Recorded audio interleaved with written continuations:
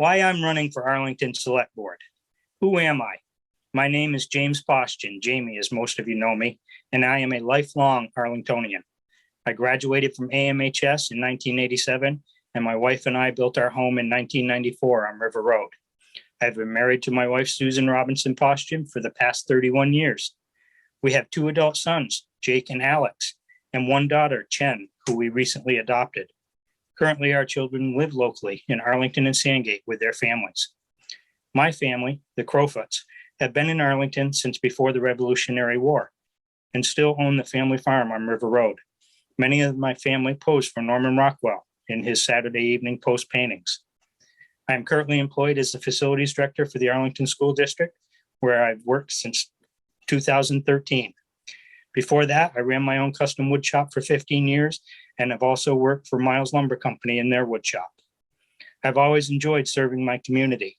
Throughout the years, I have coached many youth sports programs and fundraised for numerous local organizations. I'm also a 31-year member of the Arlington Fire Department. I have served as chief for 17 years, assistant chief for 5 years, and line officer for 7 years prior.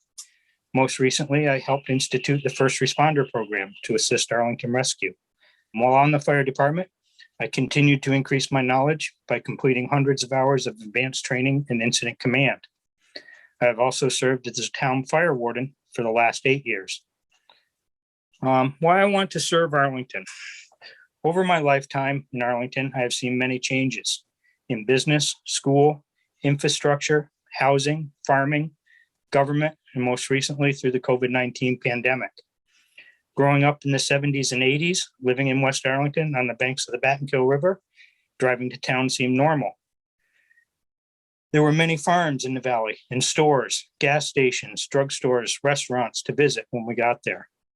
Over the years, one by one, we lost the farms to fire and rising taxes and an influx of people from elsewhere buying the farmland and building new homes. We also lost a business here and there, from Hale Company to the Candle Mill, and local stores and gas stations.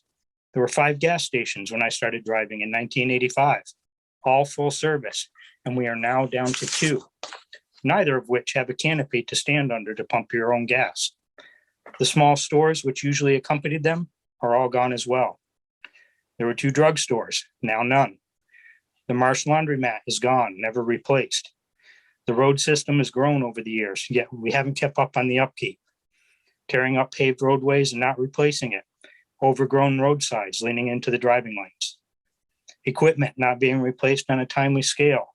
In a building we can't even pull a truck into with plows on, and most of the equipment being left outside to the weather. It needs replacing now. If the pandemic showed us anything, it is 2 major issues. First, we have a tremendous shortage of affordable housing for our younger and working class residents. My own son's struggle to purchase a home locally was at best a challenge. Prices were so absurdly overpriced that very few young and working class residents were able to buy locally. Most homes available were purchased by cash buyers from out of state, sight unseen. Those homes that were left need so much work, it again will price many out of the market. Without affordable housing for this class of residents, we will continue down the path of young people leaving town and taking their young children with them. Thus, the schools will struggle.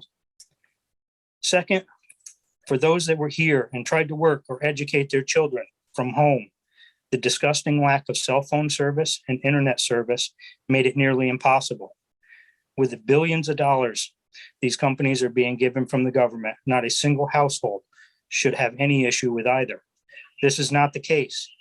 At my home, several times my daughter could not connect to attend her classes remotely. Move on to my son's residence in Sandgate, and it was even worse. If you have driven down Vermont Route 313 West, you will know that once passing the yellow barn, you will be without any cell service. These companies should be held accountable and forced to provide service to every resident, regardless of the location or distance between homes. The housing issue also brings up another topic, which also envelops businesses, or a lack of them to come to town. The town has no public water waste system. This is one of the biggest issues facing us right now. Without infrastructure, including roads, internet, septic, water, and services, we will not grow. Some say we don't need to grow, but with the loss of services over the years and the influx of residents, we will need to look at the future of our town and how will we pay for what we need. We have a lot of local businesses, with many being customary home occupations.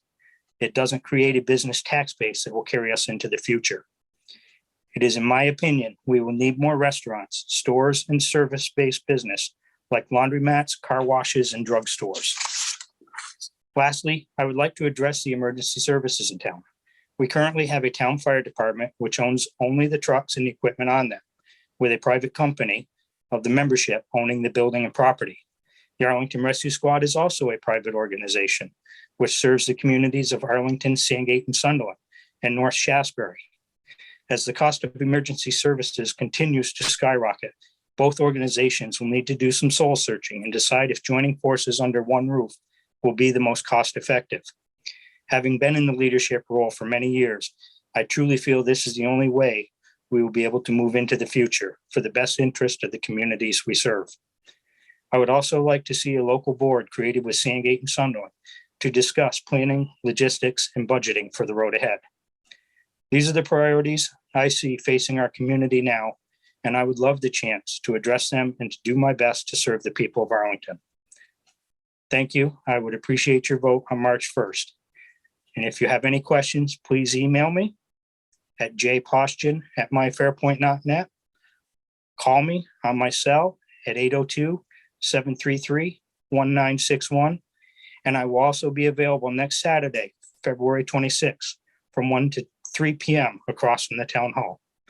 Thank you again, Jamie Paustian, candidate for Arlington Select Board.